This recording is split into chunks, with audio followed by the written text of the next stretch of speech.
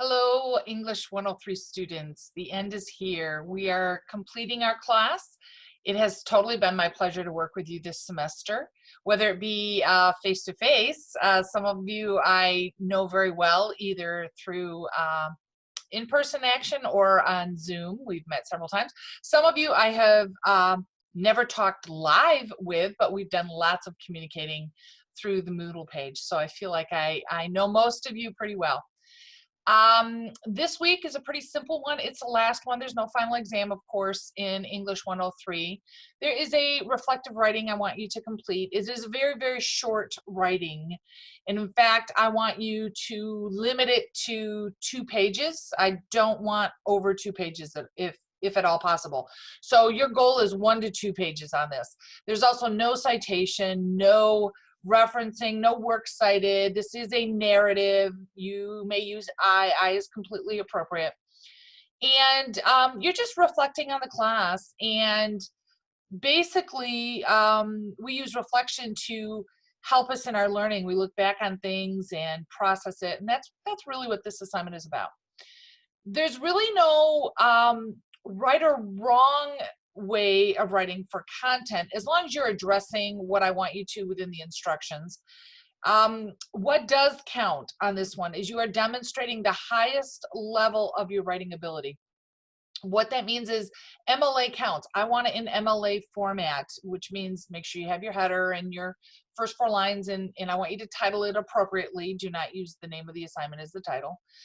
And make sure you do spell check, capitalization, punctuation, all of those kinds of things. Just basic core sentence structure. Those things definitely count. But what you write about, it's a reflection, so it's relevant to you.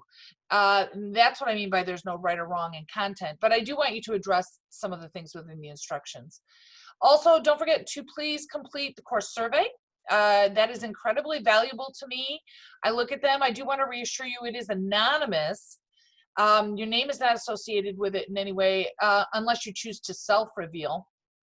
But it is helpful because as an instructor, I use that and I do look at that and make changes to the course. So the course has evolved to the way you see it now based on feedback I've gotten from prior students, what they like, what they didn't like, what worked for them, what didn't work for them. So what is particularly helpful to me is if you can indicate in the comments some things you found beneficial in your learning or things that were not beneficial. Were there things that you would like to see changed in future? Now, of course, it won't help you, but for the next round. I hope all of you have a safe break. And of course, the week of the 13th, when you're seeing this, my primary goal is grading those informative research essays. But I do anticipate posting those grades on Moodle during the week as it goes along. So be checking daily. Do remember for this course, you must have a 73.4% or higher in your overall grade in order to successfully complete this course. That's pretty important. So make sure you are aware of your grade. If you are not going to achieve that grade, you may want to consider withdrawing from the course. Again, talk to an advisor on those kinds of things. But at this point, I'm hoping most of you are aware and you're either going to be able to pull it out with a good grade on the last essay, or you're in the good zone and that's not a worry for you. As always, reach out to me with any concerns or questions. Happy to talk with you either via email or via Zoom. And happy writing, and thanks for letting me work with you this semester.